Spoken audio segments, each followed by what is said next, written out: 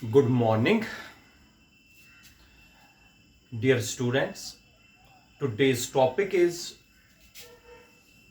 explain how potentiometer is used to compare the EMFs of two cells. मैंने कल बताया था आप लोगों को कि दो एप्लीकेशंस है पोटेंशियोमीटर की। पहली एप्लीकेशन तो हम ये करेंगे, potentiometer is used to compare the EMFs of two cells. ठीक है बेटा, दो सेल्स का अगर हमें ईएमएफ कंपेयर करना है कि एक सेल का ईएमएफ कितना बड़ा है दूसरे सेल से कंपेयर करना है तो पोटेंशियोमीटर लगता है। और दूसरी जो इसकी इंपॉर्टेंट एप्लीकेशन है वो है to determine the internal resistance of cell. आज हम ये वाला क्वेश्चन कर पाएंगे, explain how potentiometer is used to compare the EMFs of two cells. ये प्रैक्टिकल भी है बेटा, थ्योरेटिकल क्वेश्चन भी आता है और प्रैक्टिकल में भी आता है, इसलिए इस क्वेश्चन को हम इंपॉर्टेंट बोलते हैं। वेरी इंपॉर्टेंट क्वेश्चन है, practical point of view as well as it is very important for the theoretical part also। तो ये क्वेश्चन हम करेंगे, explain how potentiometer is used to compare the EMFs of two cells। ठीक है बेटा, सबसे पहला जो सर्किट डायग्राम है पोटेंशियोमीटर का जिससे हम कंपेयर करेंगे EMFs ऑफ टू सेल्स, वो हमें बनानी पड़ेगी। इधर देख लीजिए, यहां पर मैं बनाता हूं डायग्राम। ये एक बेटा टर्मिनल है, ये एक पॉइंट है ए और ये है बी। देखो बेटा, कल मैंने आप लोगों को बताया ए और बी, ये ए और बी के बीच में बेटा 4 मीटर की वायर है। कल मैंने बताया था A B is equal to 4 meter, मगर मैंने आप लोगों को बताया ये एक्चुअल में ऐसे ऐसे ऐसे है, ऐसे है, ऐसे। लेकिन आप लोगों को सिंपल डायग्राम बनाने के लिए मैंने 4 मीटर के बजाय आप लोगों को एक ही टर्म एक ही पॉइंट में बताई, यहां पर लिख लिया हमने A B is equal to 4 metres.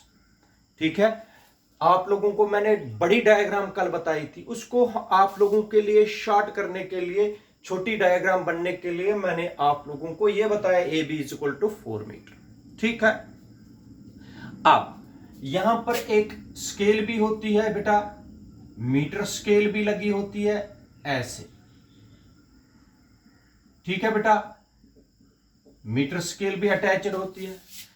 और एक चीज मैं आप लोगों को बताता हूं, ए और बी के बीच में जो कल हमने जोड़ा था, एक होता है बेटा बैटरी जिसका ईएमएफ है ई, एक मिली एमीटर या एमीटर लेंगे, एमीटर यहां पर नेगेटिव टर्मिनल, यहां पर पॉजिटिव टर्मिनल, जिनके डायग्राम्स मैंने कल आप लोगों को ग्रुप में सेंड किए, वो आप लोग देख लेना। एमीटर कैसा होता है, ये गैल्वानोमीटर कैसा होता है, जॉकी कैसी होती है, सबके फोटोग्राफ्स मैंने आप लोगों को ग्रुप में सेंड किए, वो आप लोग अच्छी तरीके से देख सकते हो। शाबाश बेटा।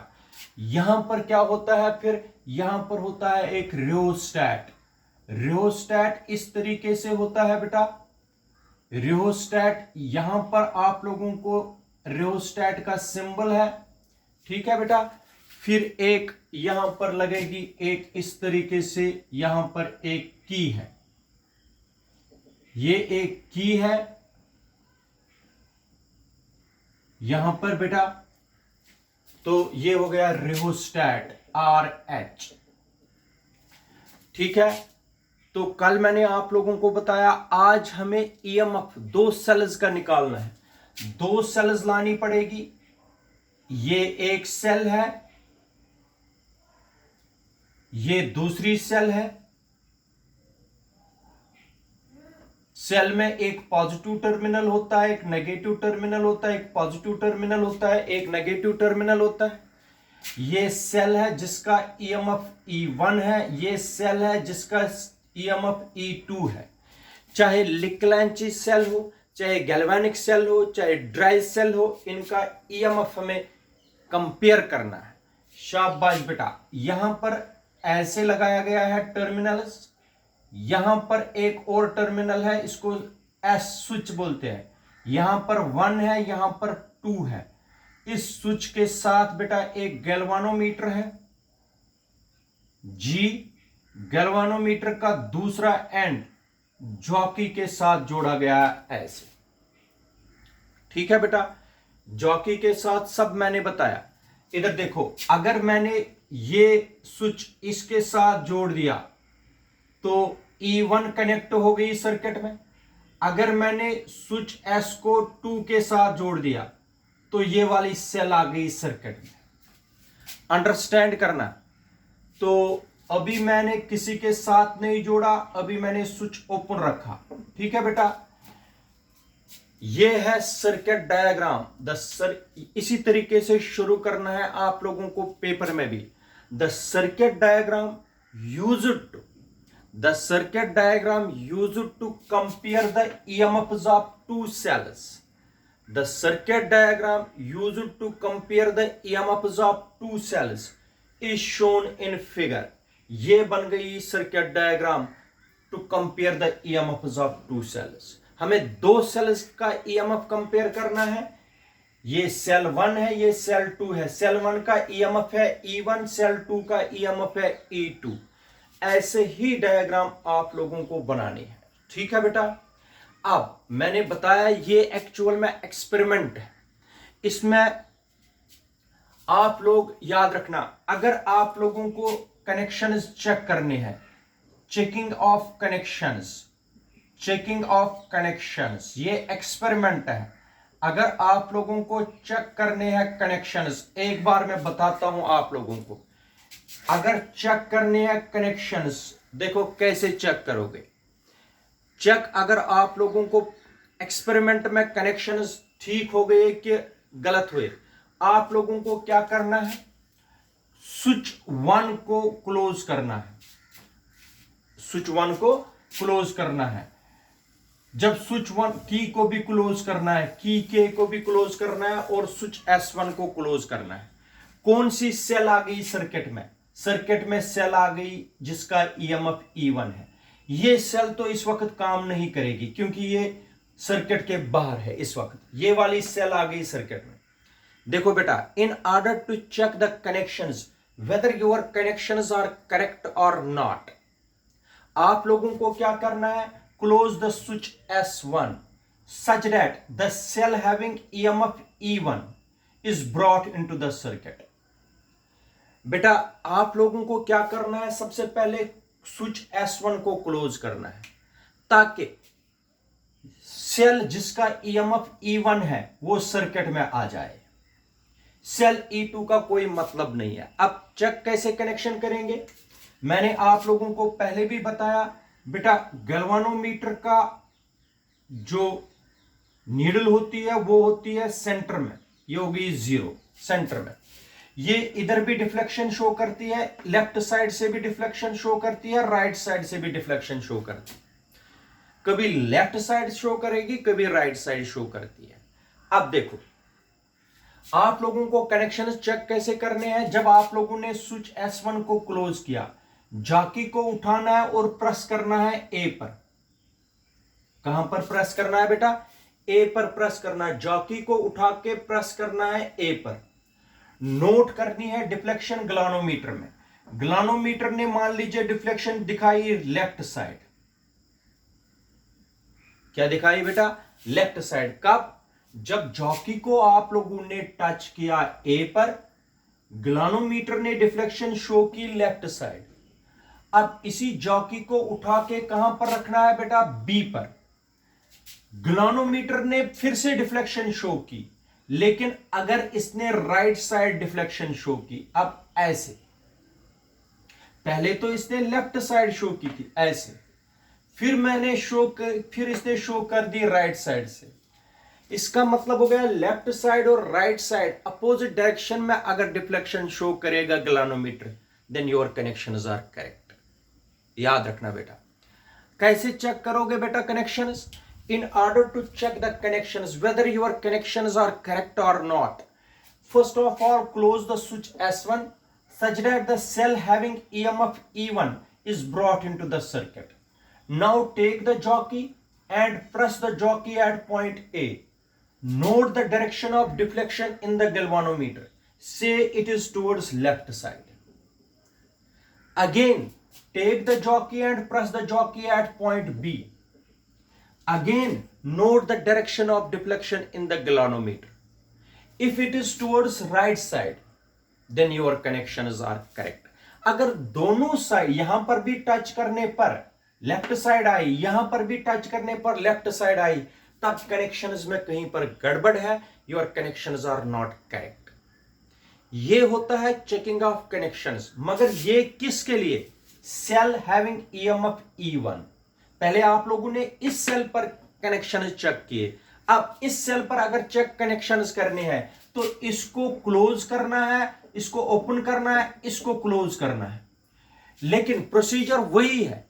फिर से आप लोगों को जॉकी को उठाना है, प्रेस करना है ए पर, फिर से डिफ्लेक्शन देखनी है। मान लीजिए ये लेफ्ट साइड है, फिर से उठाना और रखना है किस पर? बी पर, फिर से डिफ्लेक्शन देखना है अगर ये राइट साइड होगी।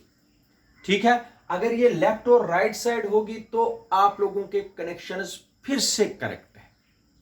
इस तरीके से आप लोग चेक कर सकते हो क्या आप लोगों ने कनेक्शंस ठीक दिए इंस्ट्रूमेंट्स के कि गलत दिए। सिर्फ गैल्वेनोमीटर को देखने पर सिर्फ आप लोगों को क्या करना है? जॉकी को उठाना, प्रेस करना है, यहां पर इसमें डिफ्लेक्शन देखनी है और फिर उठा के यहां पर रखना है, फिर से डिफ्लेक्शन देखनी है। अगर अपोजिट डायरेक्शन में डिफ्लेक्शन हो then your connections are absolutely correct. Now we are going for the procedure how to compare the EMFs of two cells. Checking of connections तो हो गई, और याद रखना बेटा चेकिंग ऑफ कनेक्शंस जब आप लोगों ने कर दिए, ये याद रखना बेटा इस सेल का ईएमएफ E1 है, इस सेल का ईएमएफ E2 है। अब देखो, अब चेक कैसे? अब चेक तो कनेक्शंस हो गए, अब प्रोसीजर है। प्रोसीजर में मैं आप लोगों को बताता हूं 2 स्टेप। प्रोसीजर में किस तरीके से हम कंपेयर करेंगे EMFs of two cells. Step first बेटा याद रखना, जब आप लोगों को अगर एक स्टेप आ गया तो दूसरा स्टेप मुझे रिपीट करना है, इसलिए आप लोगों को कोई परेशानी नहीं होनी चाहिए। स्टेप फर्स्ट और स्टेप सेकंड में आप लोगों को फिर कोई परेशानी नहीं होनी चाहिए। स्टेप फर्स्ट फॉलो करो, स्टेप सेकंड क्या करना है? उसी को रिपीट करना है, इसी को कॉपी करनी है। तो इसलिए आप लोग एक स्टेप अच्छी तरीके से समझ लीजिए, स्टेप सेकंड को हम रिपीट करेंगे। फिर इधर देख लीजिए, जब मैं स्टेप फर्स्ट कर रहा हूं सबसे पहले क्या करना है? क्लोज द की के। इस की को क्लोज करिए, इस की को क्लोज करना है। ठीक है, सबसे पहले क्लोज की के, ये क्लोज करनी है बेटा, ये वाली की। इसको ड्राइविंग सेल बोलते हैं, ये वाली सेल। ये इन दो का कंपेयर करना है। Close the key K and step first में क्लोज द स्विच S1। इस स्विच को क्लोज करना। Close the key K and switch 1 S1। ठीक है बेटा, अब जब मैंने क्लोज स्विच S1 किया, कौन सी सेल आई सर्किट में? When we close the switch S1, the cell having EMF E1, जिसका EMF E1 है बेटा, वो सर्किट में आ गई। E2 तो सर्किट में अभी आई नहीं। अब मैं फिर से बता रहा हूं, स्टेप फर्स्ट में समझ लेना। स्टेप फर्स्ट में मैंने बताया close the key K and close the switch S1 such that the cell having EMF E1 जिसका EMF है वो सर्किट में आ गई बेटा, that comes into circuit. Close the key K and close the switch S1 such that the cell having EMF E1 is brought into the circuit. Clear बेटा? ये वाली cell circuit में आ गई. नाउ अगर ये वाली सर्किट में आ गई, नाउ क्या करना है आपको? Now take the jockey and press the jockey at different points. मैंने कल भी बताया जॉकी को आप लोगों को अलाउ नहीं करते हम. जो अगर ये वायर है इस पर स्लाइड नहीं करना है बेटा, स्लाइड नहीं करना, घसीट के नहीं लेनी है इस पर, इसको डिफरेंट पॉइंट्स पर टच करना है ऐसे, क्योंकि अगर हम स्लाइड करते रहेंगे इसका area of cross section change होगा. मैंने कल बताया area of cross section potentiometer के प्रिंसिपल में ही कांस्टेंट होना चाहिए. कल मैंने आप लोगों को बताया V is directly proportional to L. ये प्रिंसिपल है पोटेंशियोमीटर का. Potential difference applied across any part of the wire is directly proportional to the length of that part of the wire. कल का वीडियो बड़ा इंपॉर्टेंट है आज के video के लिए भी. आप देखो बेटा, जब हमने क्लोज की स्विच S1, कौन सी सेल आ गई सर्किट में? Cell having EMF E1 is brought into the circuit. Now take the jockey, इस जॉकी को उठा दीजिए and press the jockey at different points on the manganin wire. ये मैगनीन वायर है. And press the jockey at different points on the manganin wire. Choose a point. आप लोगों को तब तक इस मैगनीन वायर पर चलते रहना है. आप लोगों को एक पॉइंट चूज करना पड़ेगा इस 4 मीटर वायर पर. 4 मीटर वायर पर आप लोगों को एक ऐसा पॉइंट चूज करना पड़ेगा जहां पर टच करने पर ग्लानोमीटर क्या शो करना चाहिए? 0 डिफ्लेक्शन. बेटा जब आप लोग ग्लानोमीटर क्या शो करना चाहिए बेटा? 0 डिफ्लेक्शन. जहां पर ग्लानोमीटर वायर पर टच करने पर 0 डिफ्लेक्शन दिखाए उस पॉइंट को मार्क करना है और उसको रखना है J. मैं फिर से बता रहा हूं प्रोसीजर. देखो क्या करना है बेटा, आप लोगों को क्या करना है? क्लोज करना है switch S1. The cell having EMF E1 is brought into the circuit. Now take the jockey and press the jockey at different points on the Maganin wire. Choose a point, say it is J. On touching the jockey at J, the galvanometer shows 0 deflection. इस point पर touch करने पर ग्लानोमीटर क्या show करता है? 0 deflection. क्यों show करता है अब 0 डिफ्लेक्शन? क्योंकि उस वक्त when galvanometer shows 0 deflection, at that time galvanometer में कोई करंट नहीं चलती है. ग्लानोमीटर तभी शो करता है 0 डिफ्लेक्शन जब ग्लानोमीटर में कोई करंट नहीं चलेगी. अब कोई करंट चलती क्यों नहीं है? क्योंकि potential difference across A and J. Potential difference across A and J हो गया VAJ. VAJ का मतलब हो गया potential difference across A and J. बनता है उस वक्त बराबर EMF of cell 1. EMF of cell 1 हो गया E1. मैं फिर से बता रहा हूं, ग्लानोमीटर 0 डिफ्लेक्शन क्यों शो करता है? क्योंकि जो पोटेंशियल डिफरेंस है बिटवीन A एंड J हो गया VAJ, वो बनता है EMF ऑफ सेल. जब E1 और VAJ बराबर बनते हैं तब करंट नहीं चलती है ग्लानोमीटर में. ग्लानोमीटर उस वक्त 0 डिफ्लेक्शन शो करता है. जरा मुझे बताओ ग्लानोमीटर शो क्यों 0 डिफ्लेक्शन करता है? Because potential difference applied across A and J, जिसको हम बोलेंगे VAJ, बनता है बराबर EMF ऑफ सेल 1.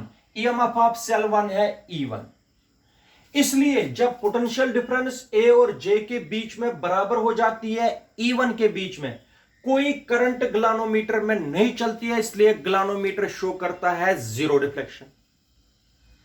क्या करता है बेटा? Zero deflection. अगर इसने जीरो डिफ्लेक्शन शो की, मगर रीजन क्या है? रीजन है बेटा VAJ हो गया potential difference across A and J is equal to EMF of cell 1 हो गया E1। This implies that E1 is equal to VAJ। What is VAJ? VAJ is potential difference between A and J. This is equation number first, और इसको मैं box में रखूंगा। अब मैं पहले यहां तक आप लोगों को बताऊंगा कि कैसे लिखोगे आप, फिर आगे बढ़ सकते हैं हम। देखो बेटा, कैसे लिख पाओगे, मैं आप लोगों को बता रहा हूं। ये कैसे लिख पाओगे आप लोग, वो देख लीजिए। बड़ा क्वेश्चन है, आप लोगों को भी सीखना पड़ेगा ये। इधर सुनिए, स्टेप फर्स्ट में कैसे लिखेंगे? Close the key K and close the switch S1 such that the cell having EMF E1 is brought into the circuit. Now take the jockey and press the jockey at different points on the Maganin wire. Select a point या choose a point, say it is J. On touching the jockey at J, the galvanometer shows zero deflection. This is because potential difference across A and J हो गया VAJ is equal to EMF of cell 1 हो गया E1। तो VAJ is equal to E1, E1 is equal to VAJ। ठीक है। अब मान लीजिए यहां से यहां तक, A से J तक length of the wire is L। A से J तक कितनी लेंथ है? L1। कितनी लेंथ है बेटा? यहां से यहां तक कितनी लेंथ है? L1। ये लेंथ किससे देखेंगे हम? स्केल से। बेटा A से J तक कितनी लेंथ मैंने ले ली? L1। L1। शाबाश बेटा। Then according to principle of potentiometer, according to principle of potentiometer, principle क्या है पोटेंशियोमीटर का? शाबाश बेटा। प्रिंसिपल है पोटेंशियोमीटर का potential difference applied across any part of the wire. ये है पार्ट। VAJ है potential difference between A and J is directly proportional to the length of that part of the wire. इसका मतलब हो गया according to principle of potentiometer, potential difference applied across any part of the wire, part है A से J तक, is directly proportional to the length of that part of the wire। Length कितनी है? L1 हो गया। according to the principle of potentiometer, VAJ हो गया potential difference between A and J is directly proportional to length of the wire। length of that part of the wire कितना है? L1। ये principle है। this implies that VAJ is equal to KL1 where K is constant of proportionality। This is equation number second। ठीक है बेटा। Now using second in first, बेटा ये VAJ का वैल्यू यहां पर लगा दीजिए। क्या बनेगा? E1 is equal to KL1। VAJ के बजाय लगाया मैंने KL1। This is equation number third. ये हो गया बेटा प्रोसीजर में स्टेप नंबर फर्स्ट कंप्लीट। अब बेटा याद रखना स्टेप सेकंड कैसे करना है। ये हो गया स्टेप फर्स्ट कंप्लीट। अब देखो स्टेप सेकंड कैसे शुरू करेंगे, मैं आप लोगों को पहले बताता हूं। स्टेप सेकंड में क्या करना है? सबसे पहले की तो क्लोज ही है, अब करना है ओपन। ओपन स्विच S1, ये वाला स्विच ओपन करना है। क्लोज करना है बेटा स्विच S2, ये ओपन करना है और इसको क्लोज करना है। अब कौन सी सेल सर्किट में आ गई? शाबाश बेटा, बराबर वैसे ही चलना है। सारा स्टेप वही है। open the switch S1 and close the switch S2 such that the cell having EMF E2 जिसका EMF है वो सर्किट में आ गई, such that the cell having EMF E2 is brought into the circuit. Now again take the jockey and press the jockey at different points on the magnet wire. फिर से वही करना है, जॉकी को उठाना है और प्रेस करना है डिफरेंट पॉइंट्स पर. Again choose a point. अब ये पॉइंट पर डिफ्लेक्शन जीरो नहीं दिखाएगा, अब किसी और पर दिखाएगा क्योंकि सेल्स अलग अलग है. Again choose a point, say it is. Again choose a point, say it is J dash. On touching the jockey at J dash, इस वक्त J पर टच करने पर जीरो डिफ्लेक्शन नहीं दिखाई गलानोमीटर ने, इस वक्त कहां पर दिखाई? J dash पर. मैं फिर से बता रहा हूं, open the switch S1 and close the switch S2 such that the cell having EMF E2 is brought into the circuit. बेटा ओपन करिए स्विच S1 को और क्लोज कर दीजिए स्विच S2 को, ताकि जिस सेल का EMF E2 है वो सर्किट में आ जाए.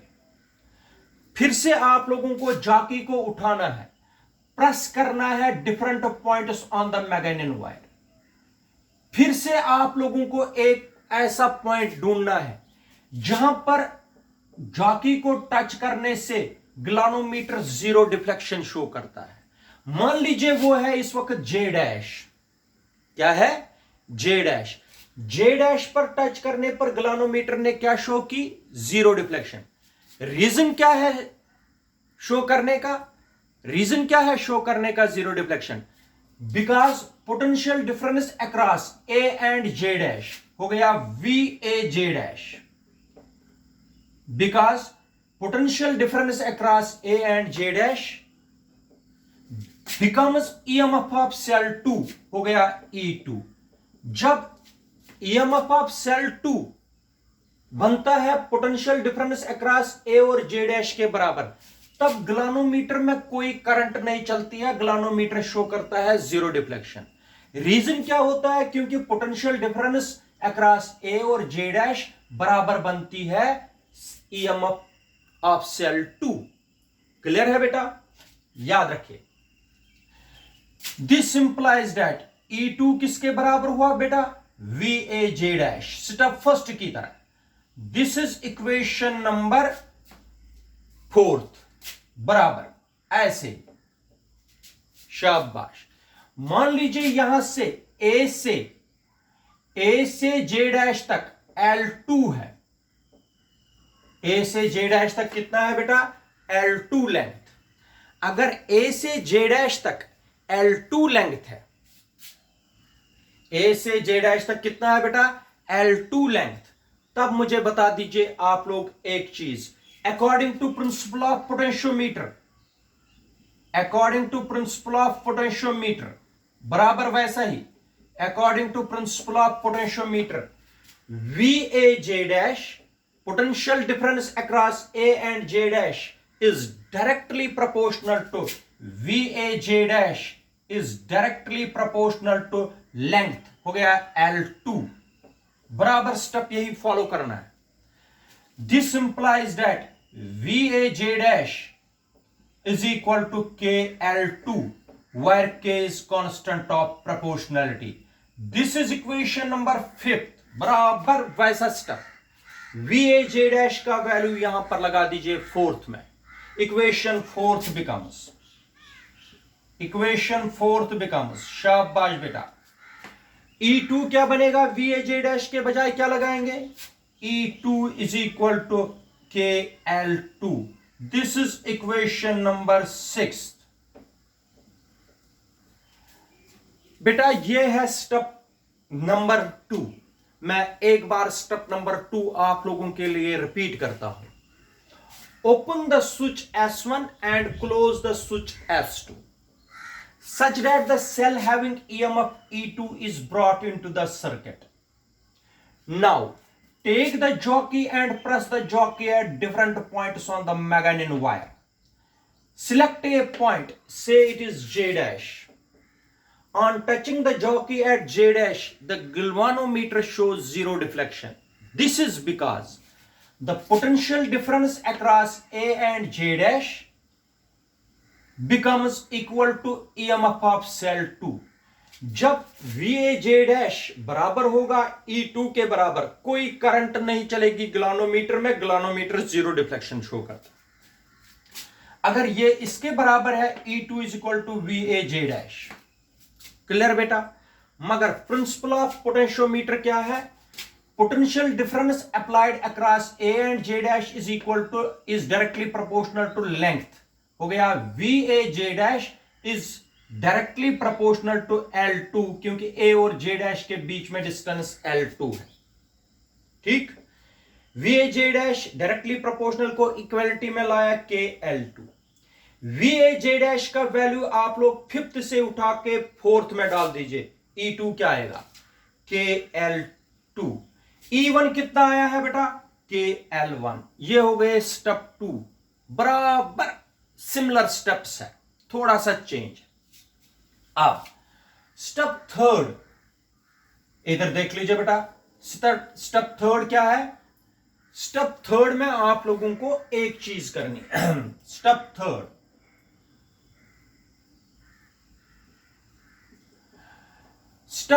में आप लोगों को बिल्कुल एक चीज करना है, that is dividing third by sixth.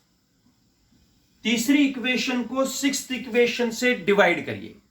हो गया E1 upon E2 is equal to KL1 upon KL2, KL1 upon KL2। K और K cancel, E1 upon E2 is equal to L1 upon L2। इधर देखो, आप लोगों को यहां पर लिखना है knowing the values of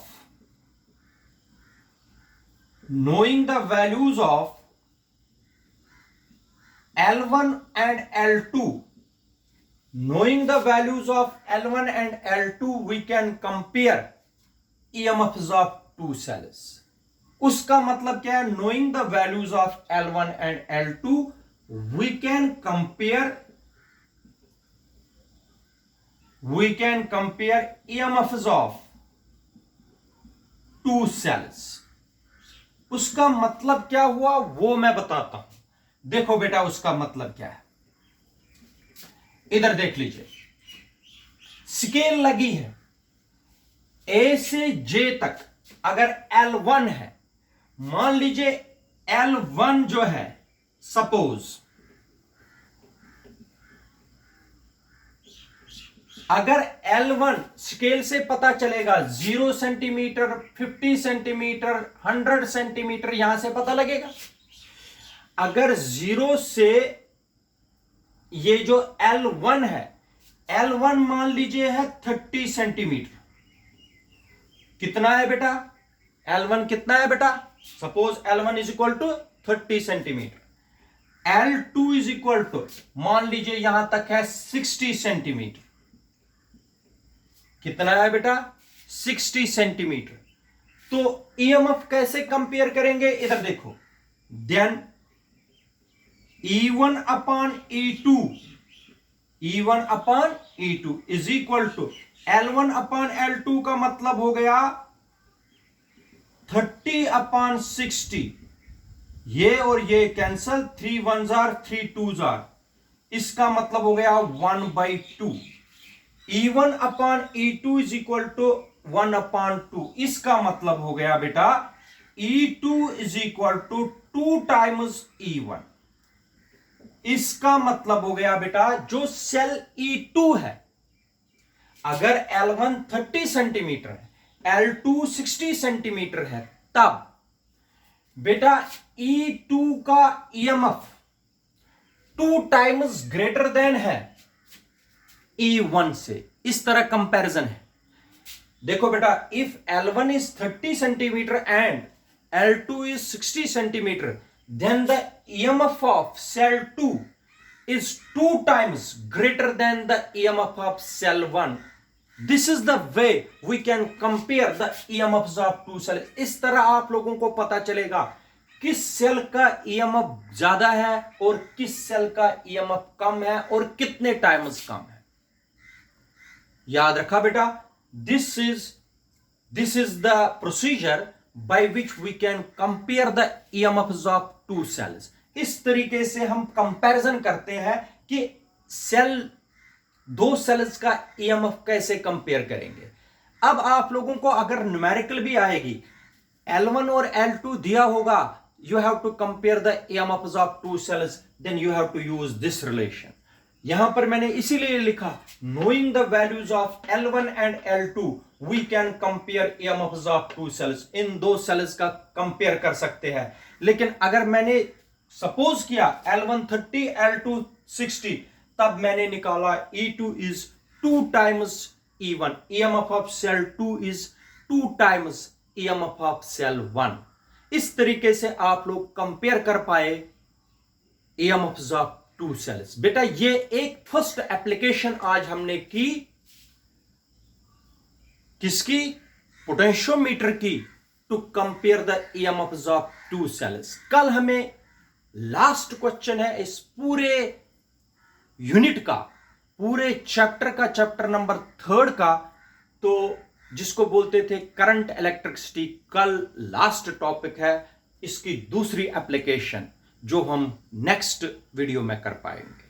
thank you, have a good day.